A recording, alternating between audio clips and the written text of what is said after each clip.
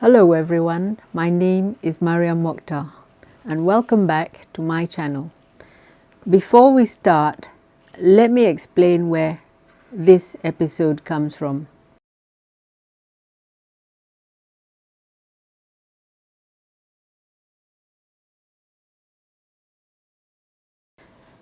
The recent resignation of one of Anwar Ibrahim, the Prime Minister's aides, sparked a lot of conversations, and many Malaysians felt it looked more like containment than integrity.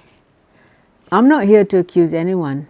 I'm here to share what I've learned over the years about how these situations typically unfold, why they shake public trust, and how they affect us as citizens. This is simply my attempt to help all of us understand the bigger picture. And so this video is part of a new series which I will call the Citizen Upgrade. It's my personal guide to understanding everyday politics based on the lessons and experiences I've gathered over the years. I'm not a politician. I'm not an expert or a political insider. I am simply sharing with you what I have learned so that other people can also stay informed, clear-headed and confident. So if this has helped you, if this video has helped you, share it with someone who's been wondering the same thing. And so today we are going to dive into a question Malaysians ask all the time, usually with frustration, confusion, and sometimes disbelief. So the question is, what really happens when a powerful political aide suddenly resigns right after allegations drop? Does the investigation end? Does he quietly disappear? Or is there a real legal process behind the scenes? Let's break it down in simple English, no legal jargon, no political spin, just facts. So we'll discuss the resignation shockwave. Let's picture this, okay? A senior aide, let's call him Farid, completely fictional.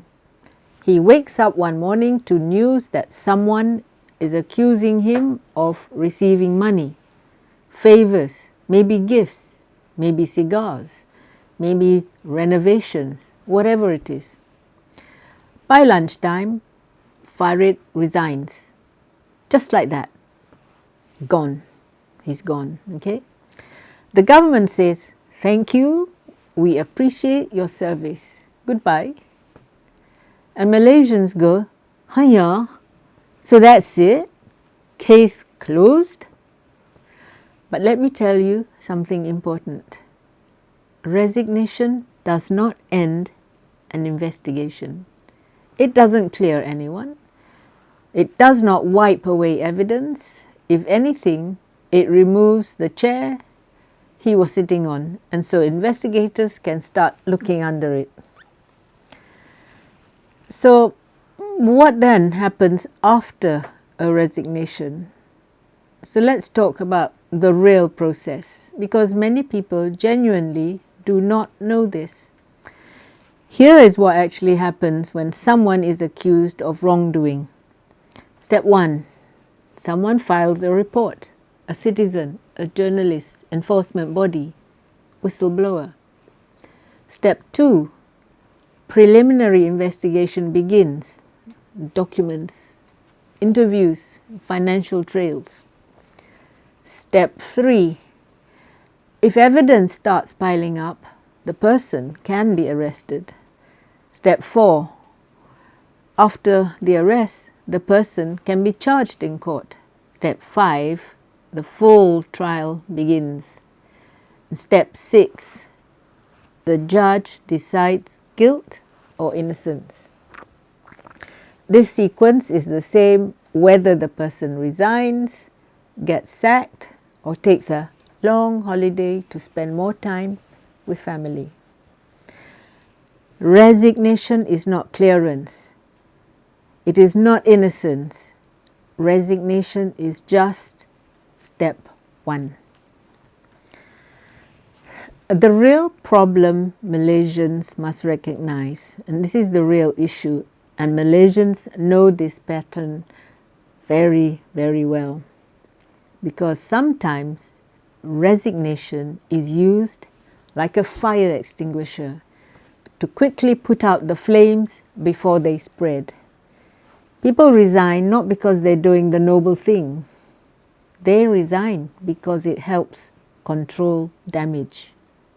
And then what happens? The story cools down. The news cycle moves on. Then people forget. And sometimes only, the investigations slow down or become very quiet. Malaysians, I think, are very well aware of this. And the same type of people get reappointed again later on. Different face, same behavior. You know the drill. So what does this say about leadership? Now, if the government wants to talk about integrity, and I mean real integrity, then we must ask uncomfortable questions. Because if people close to you keep getting accused, and you keep appointing them, what does that say about leadership? Either, number one, this is, the system doesn't truly prioritize integrity, or number two, the leader has poor judgment of character, or number three, there is simply no proper vetting. And Malaysians have every right to ask these questions. You have every right to ask this question, because integrity isn't a slogan, it's a standard. And standards are proven through actions, not speeches. So how does all this affect you? Let's bring this back to you, the rakyat. Why should you care? Why does one aide's alleged wrongdoing matter to your everyday life?